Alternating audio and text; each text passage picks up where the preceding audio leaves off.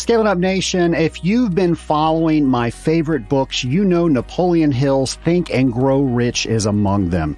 In this book, he analyzed what successful people had in common, and one of these commonalities that he noted was successful people meet with other successful people. He then coined that meeting a mastermind. Folks, life is too hard to do it alone, and that is exactly what most of us are doing. Starting in early 2020, I will be launching our own mastermind called Rising Tide. The Rising Tide Mastermind is made up of small groups of individuals with the focus on helping each other succeed. These groups will include weekly video calls designed to solve key issues, quarterly book discussions with action plans, quarterly one-to-ones with me, a live event, and so much more. I've personally been a member of a mastermind for years, and I know how key being in a mastermind has been for my own success. And because of that, I know how key a group like this can be in your success. The Rising Tide Mastermind is currently accepting applications. We have very limited spots, so go to scalinguph2o.com/mastermind to set up a 15-minute call with me to see if this is the key to your next level of success.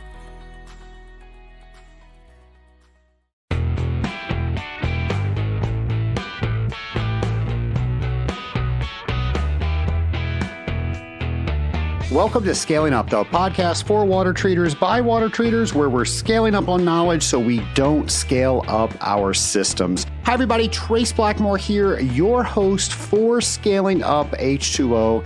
And folks, can you believe it? It is December already. Where did this year go? It seemed like it has flown by, and I hope it didn't catch you off guard. Last year, I took you inside some of the items that I do for planning.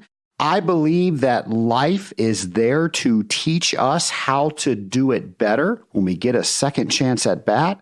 And folks, if the year did not go the way that you were hoping that it should go this year, well, learn from this year's lessons and figure out what you need to do next year. But don't just focus on the bad stuff, because I know for a fact there was plenty of good stuff that also happened in your year.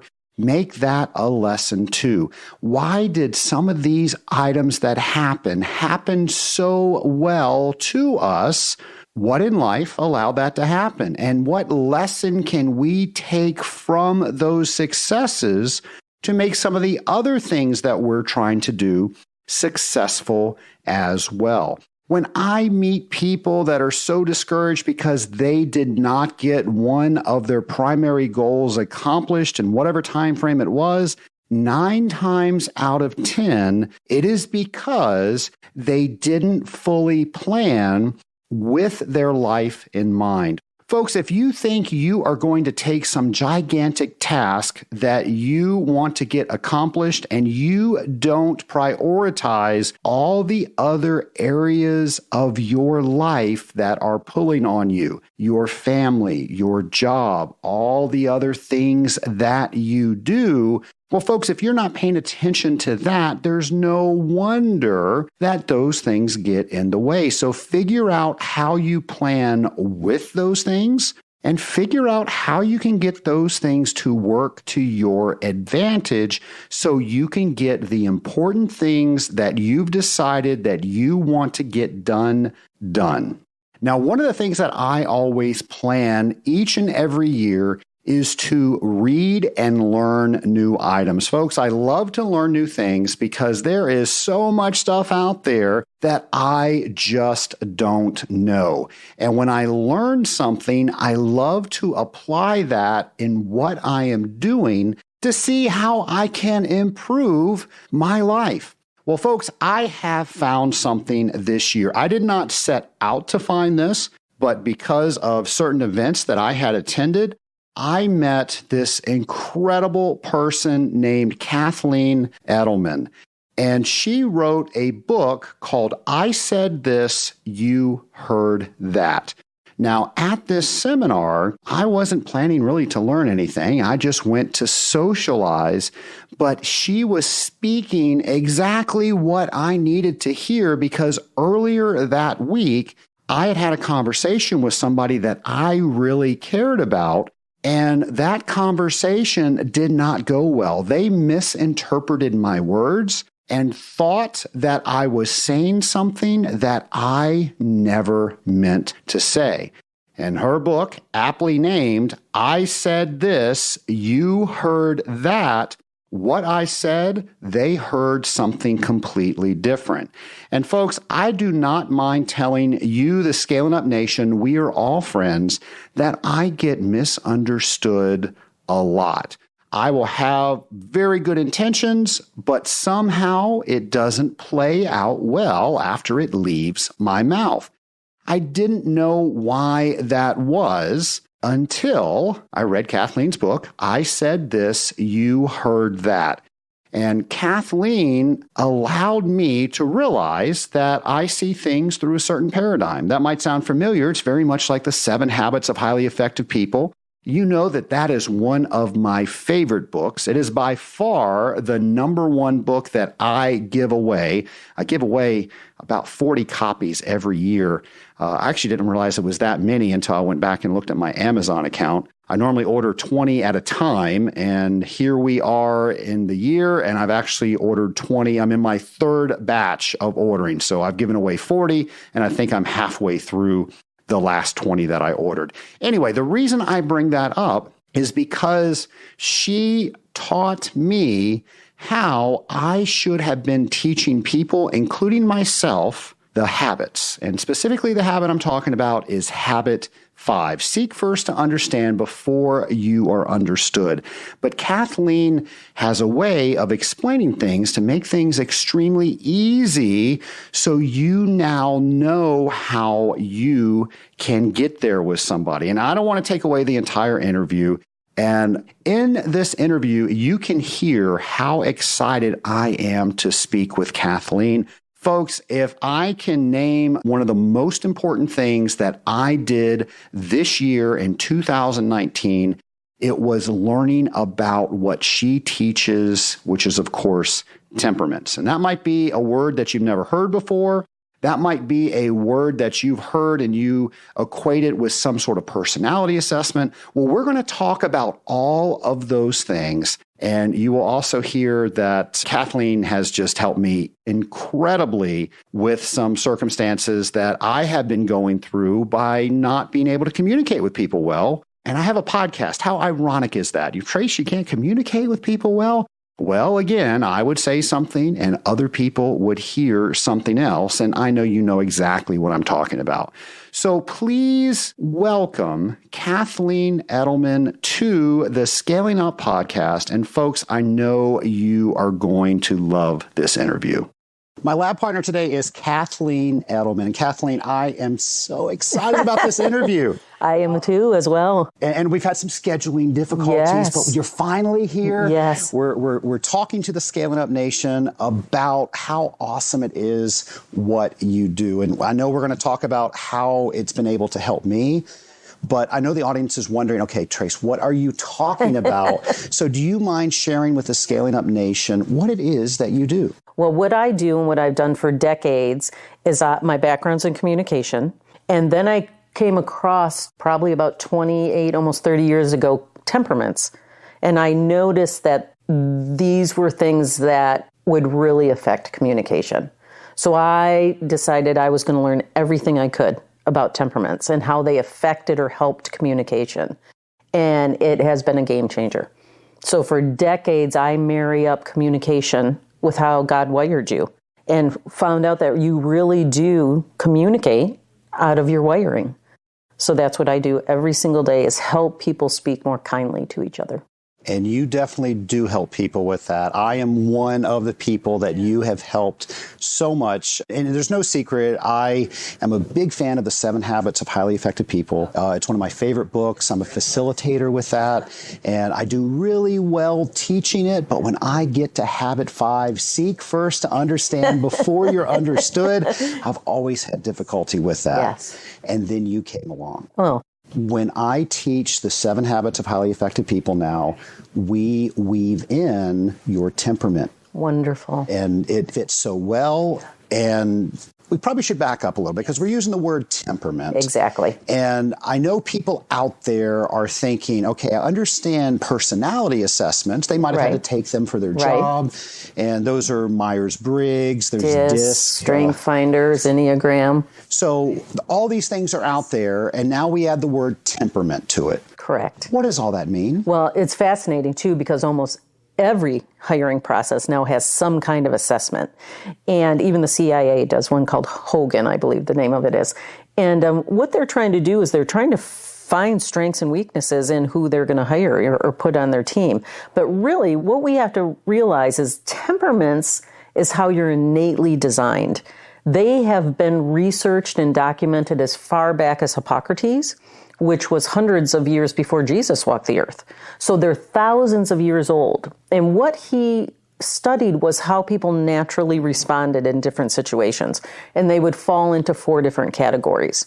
So the temperaments are sanguine, choleric, phlegmatic, and melancholy. So those are the names that were given about 60 AD by a physician called, his name was Galen. And what you're hearing when you see DISC and Strength Finders and Myers-Briggs, all these are spun off of the temperaments, but their personality. So temperament is innate wiring from God. It is your voice print, your fingerprint, your hair color, your eye color. It's unchangeable. But personality is evolving. Personality is birth order, culture, religion, life experience. So what happens is when you're up in that personality realm, these are great tools, but Trace, what they're doing is they're telling you about you.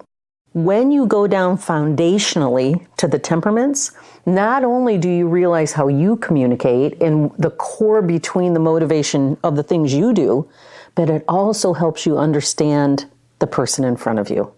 It's the only thing that really helps you understand another person clearly. And then that changes communication across the board. So temperament is the foundation of all those other things and actually will make them more workable, just like your 7 habits, right? Now that you know the temperaments, you're using that wonderful tool much better, right? And much more effectively. So the metaphor that comes in my mind is an iceberg. Uh-huh. Is it safe to say that the temperaments are that huge chunk of ice that's below the waterline? That's a great word picture. And the personalities are the small piece that we see. Exactly. And I mean, this is so impactful. I have seen marriages change overnight. I've seen parent-children relationships restored. I've seen business teams completely change the direction of their ship just by understanding these aha moments that go off that give grace. Like, now I see why they think that way. Or now I see they're not trying to do something that I thought or what my perspective was. You see, so much clarity and grace comes with understanding the foundation of the temperaments. With the personality assessments, and I'm familiar with Myers-Briggs. Okay. Depending on the mood that I'm in, I'm either an ISTJ or an ESTJ. Personalities can obviously change based on situations. Yes, they're constantly moving. What about temperaments? Temperaments are unchangeable. And this is where you'll get pushback. I mean, you'll get people, don't put me in a box, don't label me. But there's usually only one temperament that'll say that, and it's the choleric or the red. They really don't like to be put in a box. Because that's my temperament. Yes, exactly. I'm kind of pointing right at you. In my office, I do this step ladder. And the first thing is acceptance. Accepting how God wired you. You will realize that you've always been a certain way. Maybe you've tried to be something different at work, or people have told you to be a different way, or people have said you're too bossy or you're too loud, and you have felt like you've had to be different. But the core of how you've handled and seen the world and the words that you've used and your innate needs have consistently been the same. So what I love people to do is get to that acceptance level first. And then once we're there and we go, okay, now I get what my temperament is, then we can go to awareness and then application. And then my favorite place to land is authenticity. I mean, that's truly my goal, is for everybody to be the best version of themselves authentically. But you have to understand your temperament first. Well, let's talk about understanding the temperaments, because you use some really big words. Yeah. Phlegmatic, sanguine, choleric, right, and melancholic. Okay, what the heck are those things? And then I'm assuming you put colors with those because that's easier to understand. Yes, those can be a mouthful. And I a lot of times work with children. So that was my first thing, to put them with color, because if you've ever seen a 3 or 5 year old try to say phlegmatic, it can be comical. Most adults can. And it's just easier to understand. So the yellow is sanguine, the red is choleric, the melancholic is blue, and the phlegmatic is green. And when you look at a chart, like in the book I said this, you heard that, there's a chart. Each one sits in the chart in a very specific way so that you can understand the reason behind why they do what they do. So on the top of the chart is the yellow and the red. They're on the top of the chart because they're extroverts. And that does not mean they like to be around a lot of people. That means their thoughts and emotions go outward. These people have no filter. They just say stuff, right? Yes, we do. Yes, exactly. Right. I can see you're doing everything you can to not interrupt, right? And to just take over. But their thoughts and emotions go outward. So these are people who talk before they think, okay? And the blues and the greens are on the bottom of the chart because they're introverts. And again, this doesn't mean that they don't like to be around people. This means that their thoughts and emotions go inward. I happen to be a blue-green. So I process things. I think before I talk.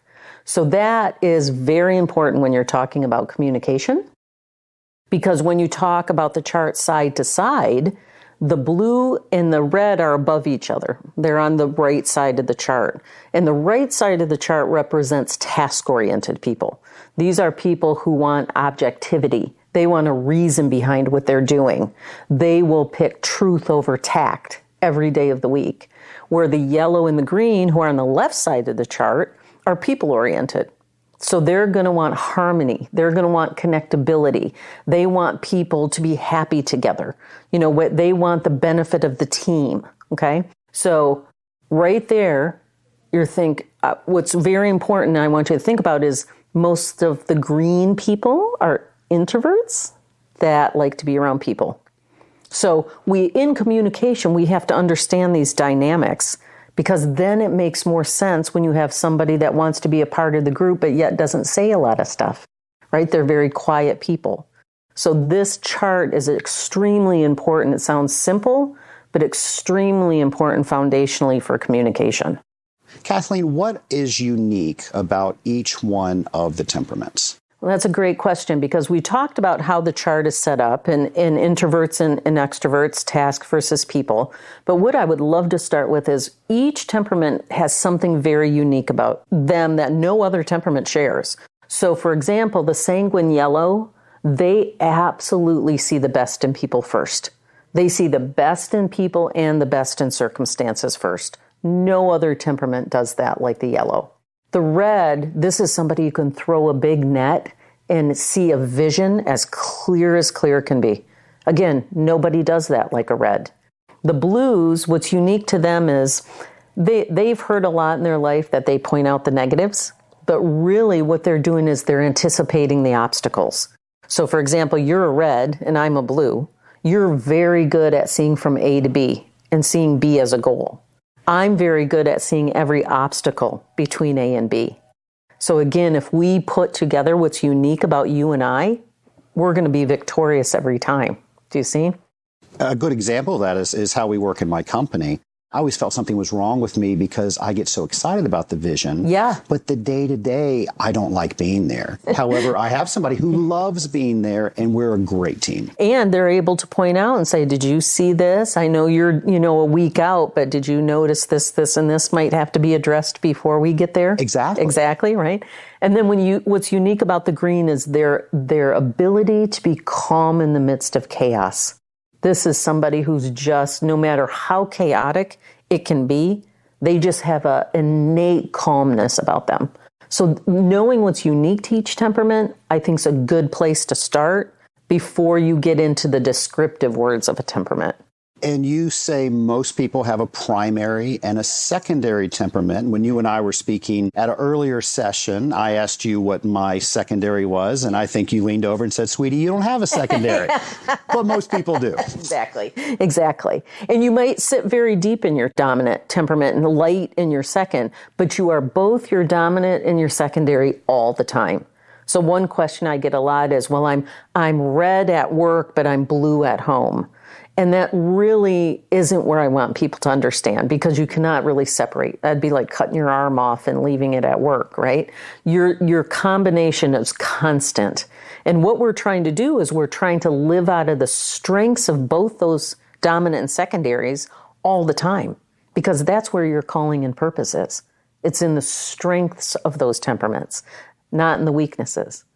You said your ultimate goal is to get people into acceptance of these temperaments. How does somebody get there? The first thing is just to do the assessment and answer truthfully and really have a desire to be the best version of them, right? Again, we have to separate, are we in flesh, where we're doing things on our own, which sometimes will definitely, you're in your weaknesses at that point. But when you're in your weaknesses, you also are looking side to side. Like, maybe I should be better at this, or maybe, that person's such a good leader, maybe I need to be more like him. Instead of landing in your strengths of your own temperament and realizing all temperaments can be a good leader in the core of who they are. All temperaments can be funny in the core of who they are. All of them can be kind. All of them can be thoughtful, because you're going to do everything from the core of your temperament anyway, right? And there won't be that conflict of what's wrong with me? Like, why can't I do this like that guy or that girl, right? Well, and that was very eye-opening for me because, as we pointed out a couple times, I'm very red. Uh-huh. And I see things from the red paradigm. That's exactly right. And I would see somebody else do something that looked effortless to me. And why couldn't I do that? Mm-hmm. But at the same time, when I talk to them, they say, well, you're able to do these things so well, that's hard for me. Exactly. And again, when you know your temperament, you have your own set of strengths. You have to know your weaknesses in order to know your strengths. And that's another pushback that people don't, they're like, why do we have to talk about our weaknesses? But you have to know your weaknesses in order to, you wouldn't know you were a good leader unless you knew you could be bossy, right? This is true. Right? I mean, that's the whole idea.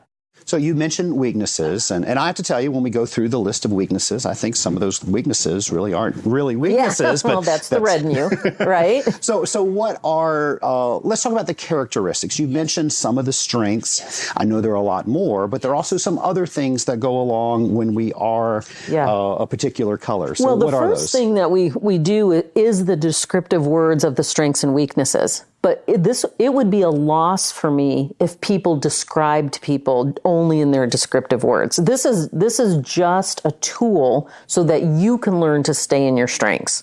So, for example, just to give a few, yellows are inspiring, they're encouraging, they're great storytellers, but they can interrupt. They can be loud and obnoxious. They can be compulsive talkers.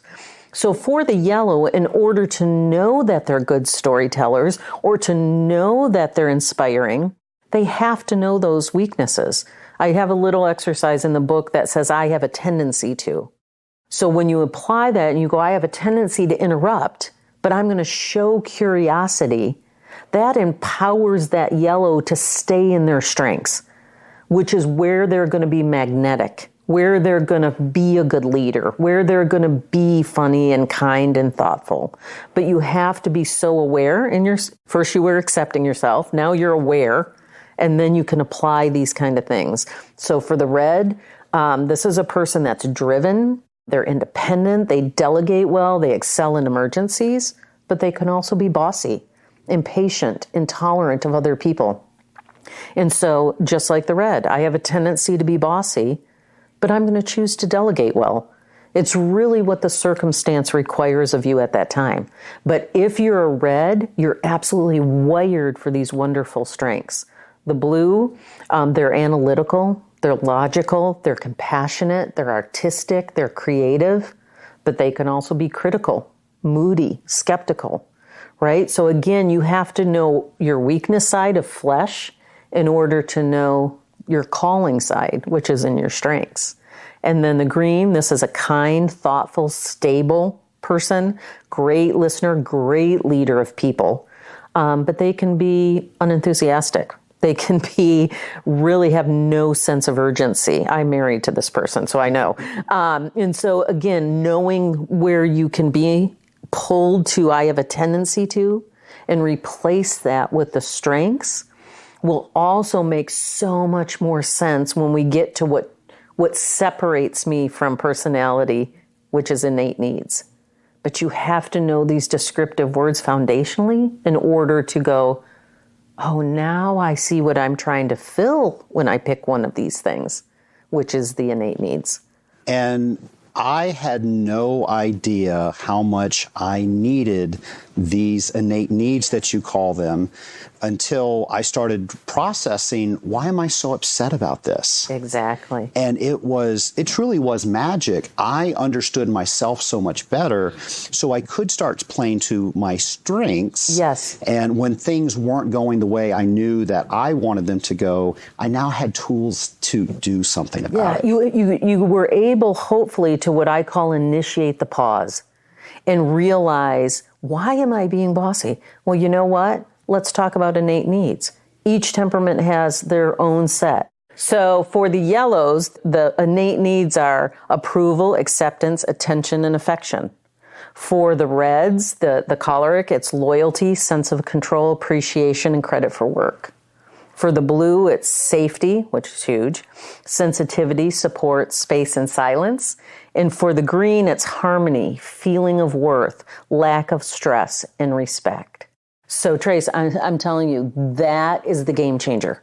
If your listeners do not listen to anything else in this whole podcast, those innate needs are going to change every conversation, the direction of their life. Just like you said, it was magic.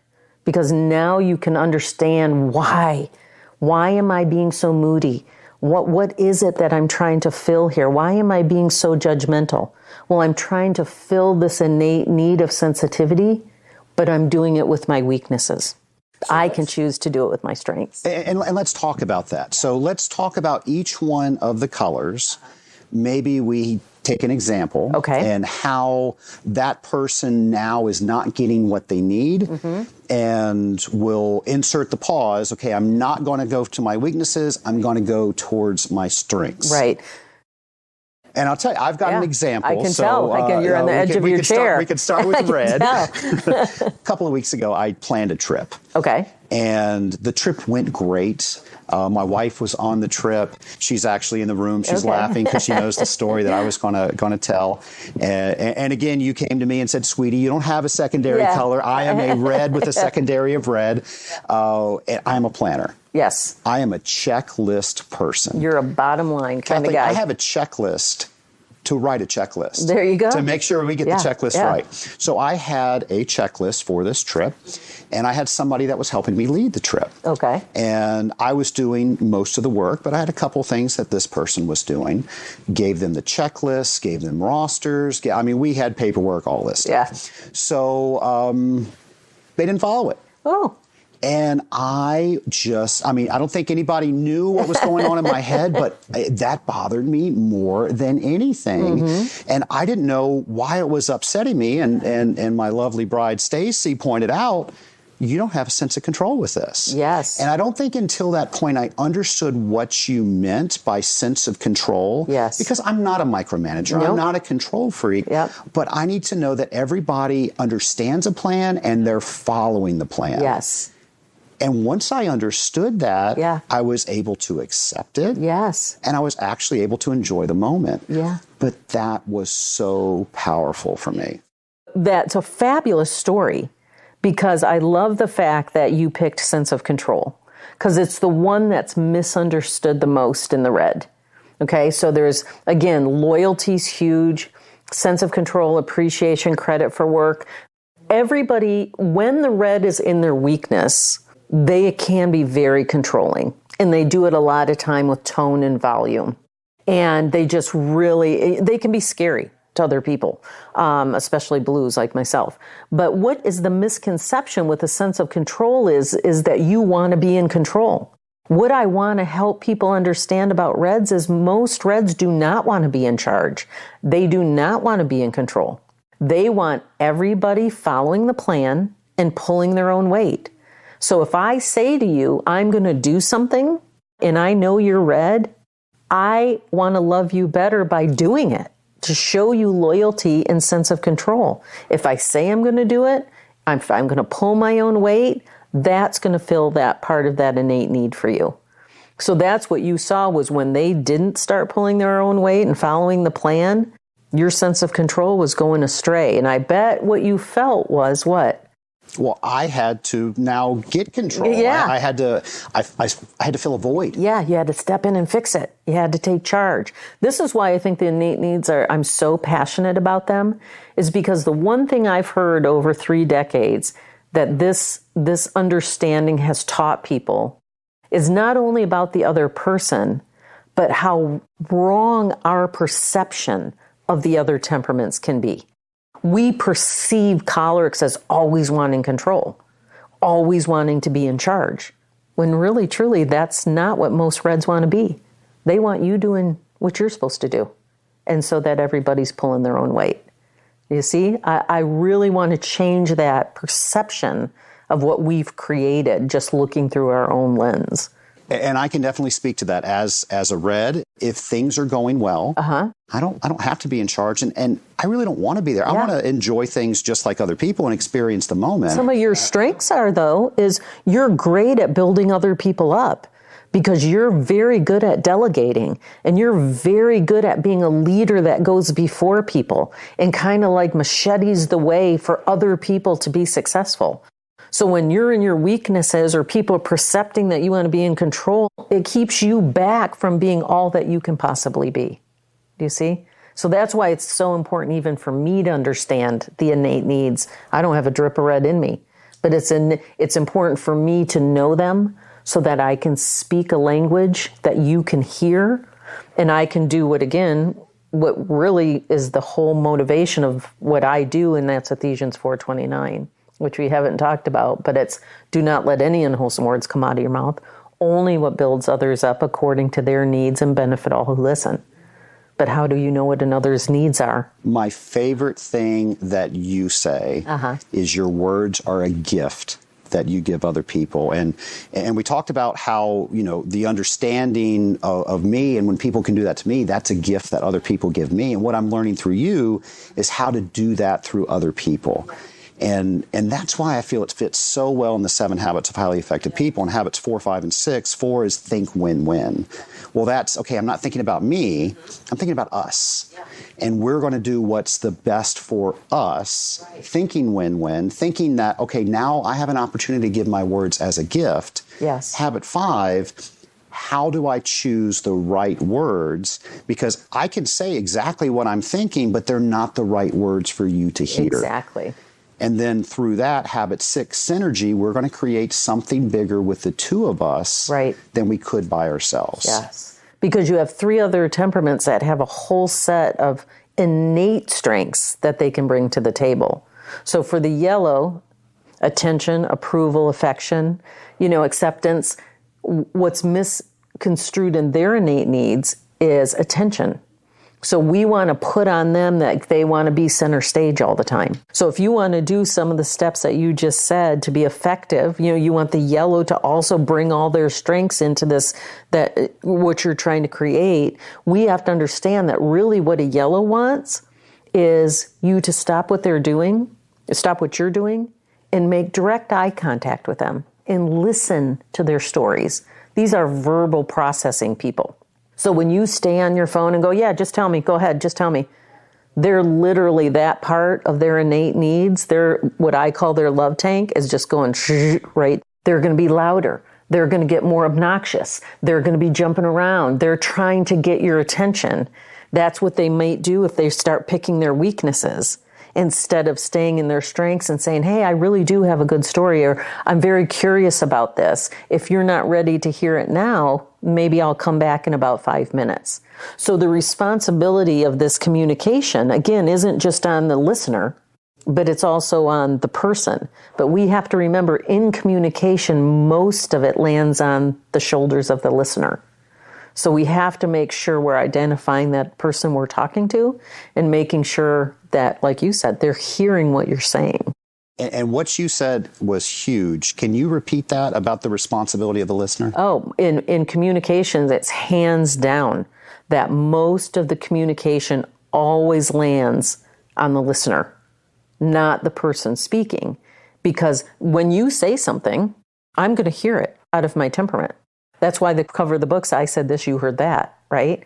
But I can initiate a pause and I can say, oh, Trace, I don't know if you meant it like that. This is how I took it. Let's make sure we're on the same page. I want to make sure that I even speak back to you in a language that you can hear. And eventually, hopefully, that's why I say the art of communication. It does land on the listener. But when you are the speaker, the first one to speak, I want you to pause as well and think about the person that you're speaking to. Because then, what I call, you can eliminate the gray area.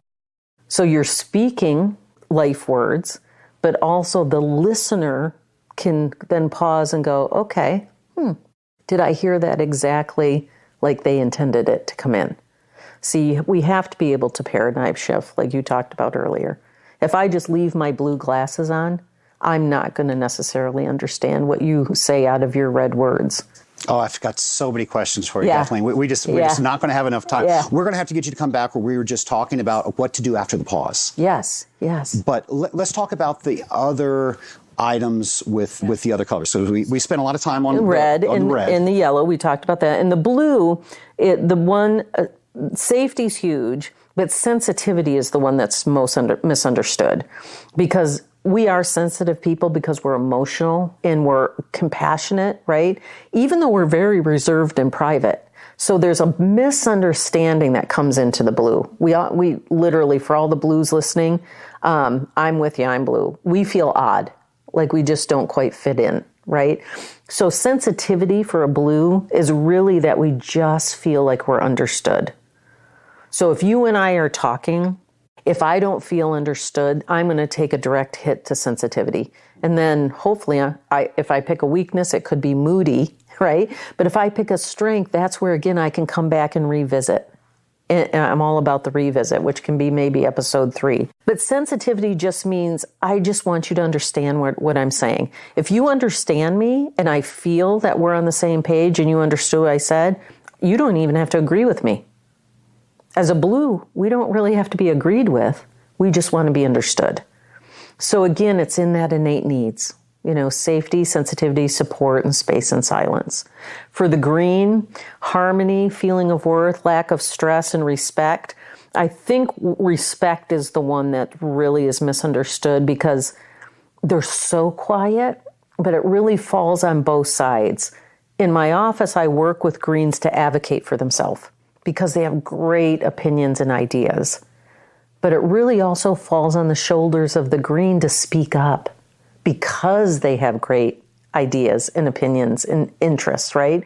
But respect to a fellow green, if you find out that your spouse or your child or a work person is green, is to ask them, hey, you're kind of quiet and we're talking about this plan. Do you have any ideas? Would you like to put anything on the table? And a green will tell you, oh, yeah, actually, I was thinking, right? And if they don't, they'll go, nope, I'm good. And I can think of some boards that I've served on where now I realize that these were green individuals and they didn't say a lot, but when they started speaking, it just really gave you insight about what we were talking about. Yeah, because they're also, remember, introverts. So they're processors. So they're thinking. So the best thing you can do in a business world for a blue or a green is never put them on the spot. Send an email out a week before or something. These are the topics that are going to be in the meeting. If you would like to bring any ideas or opinions in there, they'll be welcomed. That gives me as a blue time to prepare. And it gives a green time to not be caught off guard or put on the spot, right? Because neither of those temperaments will step up usually. They'll usually withdraw if they're put on the spot. But again, the green has great ideas and great opinions. They're just not usually asked, or they just usually don't advocate for themselves. And as a red, I see that as lazy. Yes. Oh, I did. You did. I don't right. now, but yeah. Immediately I would go there. Why aren't you doing this? Why aren't you acting on this? And then I would start giving advice, yeah. and that would completely shut them down. Yeah, and they even withdrew more, right? Because inside they're thinking, why is he pushing me? Stop pushing me. That's where the understanding of the temperaments have the aha moments, is because people don't want to be put in a box or they don't want to be labeled, but you're innately going to respond a certain way. And when a red pushes on a green like that, a green's first response usually is to withdraw and to dig in their heels. They're not necessarily afraid of you. In fact, they're the most stubborn and strong-willed on the board, and they will push in those heels, and it'll be very difficult to get them to move. So it's, again, that innate response that people have that it's unchangeable. I mean, you just can't change it.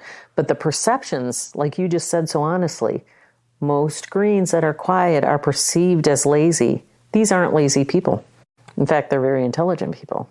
And again, that is what is so incredible about what you have brought in very simplistic language so many people can understand and do something with it. We do misunderstand other temperaments because we see it through our own. And we act through our own. And our words are through our own. And we're not getting to that synergy that we're talking about. And now you've given us such a clear pathway to get there. Well, I've told you before, you've heard me say it probably a zillion million times from the stage or in my office. The one thing that all the temperaments share is selfishness. And my goal is hopefully to get people to move from selfishness to servitude. To just take that pause for a minute, know how you speak, know the words you speak, but to honor the person you're speaking to and take off whatever glasses you have on and put on theirs. Don't become them. I can't become red. I'm not wired to be red, but I can love you better by speaking words fulfilling loyalty, sense of control, appreciation, and credit for work. That's my choice. That's on me. I can speak those words, right? And so we all can. And I think that's what's so liberating. We have the choice. We have it. And when we choose not to act that way, we know what's going to happen. We just have to, and we're going to do a whole show on the pause. We'll call it the pause and what we do afterwards. Because it's really one of the biggest things. And people want to go say it's so hard, but what it costs you not to pause can cause so much damage, because words are powerful. And what I see in my office, it's mostly miscommunication, right? The reason we have conflict is only one reason, and it's because somebody's not getting their way. So when I hear miscommunication, when I have a couple or a family come in, it's usually somebody's not getting their way. It's usually not intentional. It's not like somebody's intentionally picking death words to say over another person. They're just speaking out of their temperament, and sometimes out of the weakness of their temperament, which compounds the problem. So yeah, it's a choice to pause and to pick life words. And you say that this works with adults and also children. And absolutely. One of the people that you know very well, that I know very well, that's in my men's group, he shared with our men's group how incredible understanding his son's green temperament was and how it just changed everything. Yeah, because again, it's that paradigm shift. And we have to realize this man, I think, You have told me about him before. He's red. A red dad with a green son. God intentionally picked that man to be that son's dad. So there's something in the temperament wiring of that man that is supposed to make that young boy everything God intended him to be. So we have to get out of our own way and let God do whatever he's supposed to do. And that understanding of how do I feed and love that temperament that I was given as my son, right? So it's that far into the understanding of the temperaments that it's in God's design. Who are we to question God's design, right? So, to have them be exactly who they were supposed to be, not who we want them to be. And there's so much truth to that. I have the privilege of working with middle schoolers, and we just went off to a camp this past weekend, and I used your teaching so much during that camp. Things that would have frustrated me in the past, I was able to see past my own mindset. Yep. And see, this kid's yellow. Mm-hmm. I mean, he is being as bright yellow as he can be, and I don't need to extinguish that because he's not doing something I would do. Right. I need to celebrate that. Thank you for saying that. Celebrate that. That's my thing. Initiate the pause, celebrate the differences, and show grace. Because now you could walk up to that young boy and go, "You are such a great storyteller. You are so inspiring to the group. How about I put you in charge of these 10 guys to lead well and encouraging them to step up and do X, Y, and Z." You can literally now choose life words to build up exactly approval and acceptance and attention and affection. It's so empowering. It is very empowering.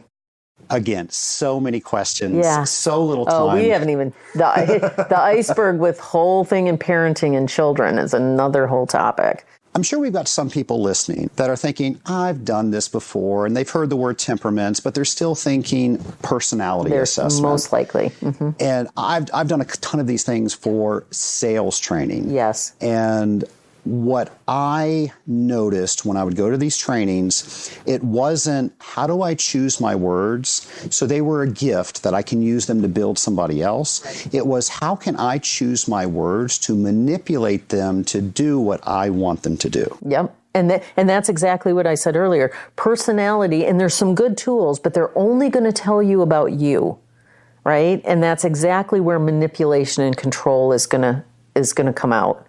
But again, if you think about communication, there's two key things in it. One is we listen, but most of the time we listen to respond, which is what will put you in that manipulation mode. We have to learn to listen to understand. If I take that time to listen to understand you, I can hear the words that you speak right out of your temperament. Then people have a tendency to talk at each other, because nobody's really truly listening. They're waiting to respond, right? And so they think it's a good step if they just learn to communicate, which is the exchange of thoughts and feelings and emotions. Where we're trying to get to, and you've mentioned it a couple times, is I would like you get to the art of communication. And that's when you consciously pick words that are a gift to the person that you're speaking to. And in order to do that, you have to be authentically yourself. And then you have to pause and learn and listen to understand the person that's speaking in front of you or sitting in front of you. Let me tell you, I have salespeople that call me every day and go, I cannot believe this works. And again, if we do things pure-hearted without expectation, and you're listening and you're really doing and speaking words that lift that person up according to their needs, I'm going to walk away from you going, gosh, there's something about that guy. I really feel good when I'm around him. Or when I leave, it's such a pleasant experience. Or they're so comfortable to be with. Do you see? It's a whole different kind of honest, true communication. Again, just so many questions. Yeah. How about we recap where we are right now? Okay. And we'll get you to come back on the show. I would love to. We'll start with where we are now. Okay. And we'll leave with the pause. Okay. And then what do we do after the pause? So somebody's just heard this for the first time. They're understanding that there is a difference between personality assessments and temperaments, and that we're all rooted in our temperaments. They want to learn more about their temperaments. Mm-hmm. What should they do? Well, of course, I'm going to tell them to do the assessment in the book. And when you do the assessment in the book, not only because I'm blue do I want you to read the instructions, but it really is important that they do it just between them and whoever they feel their creator is. Where this can also get messed up in personality is when you don't take the hats off that you wear.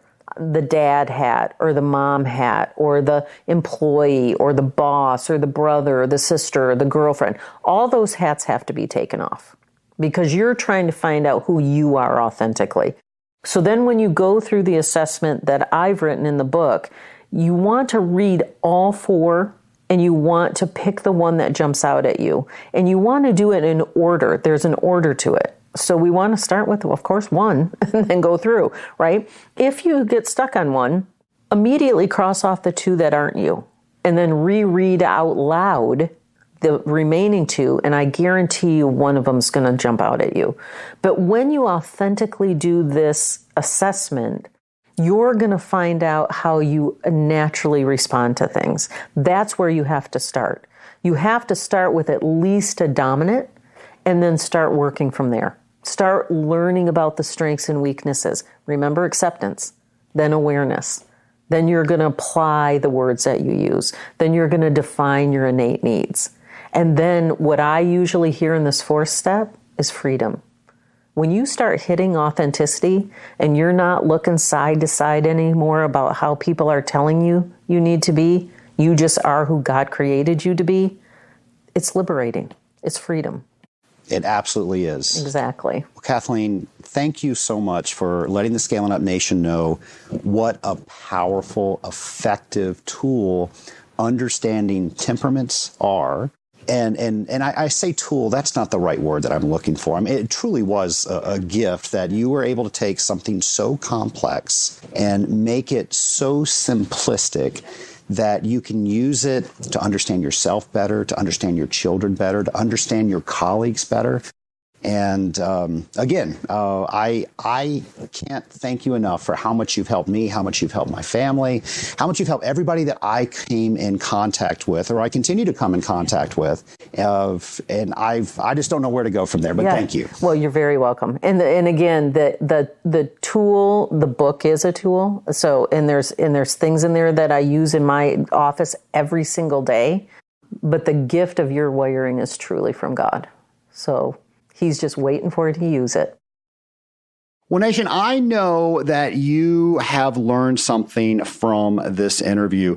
I know you cannot see all of the notes that I had for the interview. I always prepare notes, so I have questions and we have a great conversation that you, the Scaling Up Nation, can follow. Well, folks, we didn't even get a fraction through my notes. I have so many questions for Kathleen. I've got so many stories for Kathleen to let her know how what she is teaching has helped me, has helped my wife, Stacy, has helped my company. Folks, we did this study in Blackmore Enterprises, and we understand each other better. We're actually able to work within each other's strengths. And because we know what each other needs, because we know each other's temperaments, we're able to speak in that language. And I love how Kathleen put this, that this is not manipulation. This is making sure that you understand the words that other people need to hear. So what you are trying to say is properly heard by the listening party. And she also said that the listener does the bulk of the work. And when was the last time you thought about that? When you're having a conversation with somebody, wow, I now have to listen to this person speak. Well, that's a big job. I need to make sure that I'm hearing them the correct way. And I can't help but think of all the issues that we have in our country where people are just looking for that one soundbite to say that somebody didn't say something correctly, or they try to use it to prove a point, whether that was applicable or not. Folks, the sound bites that we are hearing on the news, the little clips, all of that stuff, that is, I think, propelling this problem. We really have more in common with each other than we think. And if you can give your attention, your care to listen to whomever is speaking, you will start to realize that. Now, Kathleen mentioned a bunch of ideas in this conversation. And again, I've got so many questions for her that we did not have time to do it in just one interview. So here's what I'm hoping happened during this interview, that you, one, saw how excited I was to speak with Kathleen, and I let the nation know how much that it has helped me. So I'm hoping you hear that in my voice. And I hope if you're on the fence, do I look at this? Do I not look at this? That you look at it, because it has helped me so much. And I know it can help you as well. And you can go on my show notes page and you'll see I'll have many of the tools that Kathleen uses that you can examine for yourself. And here's the cool part. She puts them up there for free because she wants you to use this material. Now, she does have a workbook that I recommend everybody get, and I will make sure that that's easy for you to find. That will be on scalinguph2o.com/I said you heard. So her book is I said this, you heard that. So it's going to be scalinguph2o.com/I said you heard. Of course, all one word. That will take you directly to an Amazon affiliate link, and you will be able to get that workbook and start working through it. Folks, when you understand your own temperament, take it from me, you will understand yourself better. And when you understand yourself better, you can now guide the words better that are coming out of your mouth. And I tell you, how powerful is it when you hear a phrase like every word that comes out of your mouth should be a gift to the people that are listening. Folks, if that does not change your paradigm about communication, I'm not sure what will. I will tell you that I really feel that this podcast is a gift, so we can help each other, we can learn more things, we can become better at whatever it is that we do. And I just think that this program, I said this, you heard that, fits so well within that message. Now, folks, if you have more questions, and I'm sure you do, Kathleen's going to be joining us again on a future episode, and we're going to talk about what's the next step. She mentioned a pause, and folks, I know you know what I'm talking about when somebody says something to you and you instantly want to lash back at them, but you have a little voice inside your head that says, and that's all I got for the And when you get that on the inside of your head, that's the pause. Okay, now I've got to choose the words that are coming out, and are they going to tear down or are these words going to build up? That's what she's going to talk about next. Folks, another reason I'm so excited about bringing Kathleen to you is it has really helped how I work with other people. You've heard on a previous episode where I was with Tim Fulton, and we were talking about how not only am I coaching people now, but also we are starting a mastermind group. Of course, a mastermind group is a group of like-minded individuals that are coming together to make sure that you can succeed. And that's the only interest that they have, is that they want you to succeed. Sometimes when you surround yourself with friends, you get what friends want other friends to tell you. And that's not what this is. This is where people that are just invested in you because they want you to get better. And if they're going to tell you something that's not nice, they're going to tell you something that's not nice because it's going to benefit you. Well, folks, when we are communicating with each other with this information, you better believe that we are using Kathleen's language, because if we are not speaking the way that people are listening, we're not going to get that message across to them. So again, such a powerful tool. I have used it in my company. I'm using it in the mastermind. Of course, the other members of the mastermind are using that. I use that when I coach other people, and I've seen how other people use it as well. And it almost becomes effortless that you now can help somebody with the right words. And that person will just walk away saying, wow, Trace really gets me, or whomever you're speaking with really gets you. And that's why that is, because that person understands temperaments. Well, Nation, as I mentioned at the top of the show, it is December. It is time to start thinking about your goals.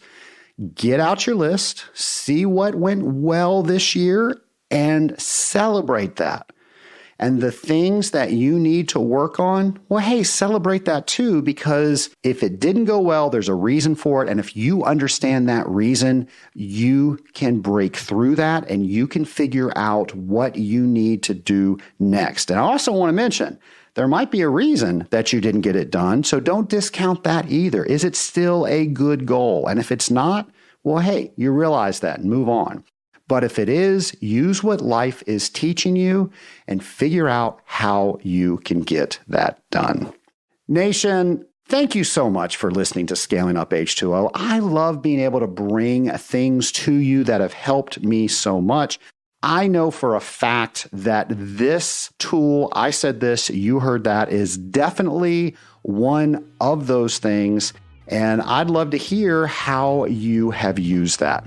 So we're going to be hearing from Kathleen again in a future episode. But in the meantime, you will hear from me next week on our next episode of Scaling Up H2O.